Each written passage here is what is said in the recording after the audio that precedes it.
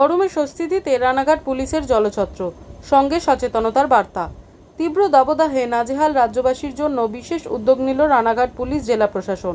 পথচারী ও যানবাহন চালকদের স্বস্তি দিতে 12 নম্বর জাতীয় সড়কের শান্তিপুর ঘোড়ালিয়া বাইপাসে জলছত্রের আয়োজন করা হয়। ডিএসপি সঞ্জয় কুমারের উদ্যোগে এবং শান্তিপুর থানার ব্যবস্থাপনায় চালু হওয়া এই জলছত্র থেকে কর্মস্থলের উদ্দেশ্যে বের হওয়া মানুষ ও চালকদের হাতে জল ও ফল তুলে দেওয়া হয়।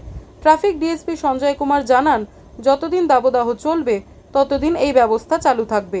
পাশাপাশি হেলমেটবিহীন বাইক চালকদেরও সচেতন করা হয়। নদিয়া থেকে অর্ণব মজুমদারের রিপোর্ট, স্টিং নিউজ।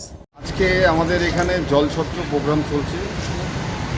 আমাদের রাস্তাঘাট থেকে যারা যাচ্ছে, রোড থেকে যাচ্ছে, তাদেরকে আমরা একটু অ্যাওয়্যার করছি। যারা হেলমেট পরেনি তাদেরকেও বলা হচ্ছে যে আপনারা হেলমেট পরবেন, তার সাথে জলও খাওয়ানো হচ্ছে। আর এই প্রোগ্রামটা এখন আমাদের গোটা জেলার মধ্যেই চলবে। এখন যা হিট, এখন যা টেম্পারেচার, যা ওয়েদার, প্রায় বলতে গেলে 35 কাছাকাছি টেম্পারেচার চলে আসছে।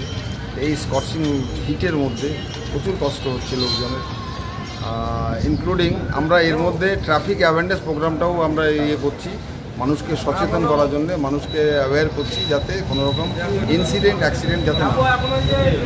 এই প্রোগ্রামটা কি কতদিন চলবে? এই প্রোগ্রামটা 3-5 চলবে। জেলার বিভিন্ন জায়গাতে হচ্ছে, বিভিন্ন জায়গাতে আমাদের জেলার মধ্যে এই প্রোগ্রামটা। জলের সঙ্গে কী কী দেওয়া হচ্ছে? জলের সাথে আপনার গ্লুকন ডি দেওয়া হচ্ছে, চকলেট দেওয়া হচ্ছে, তরমুজ দেওয়া হচ্ছে, যাতে লোকে খেয়ে তৃপ্তি।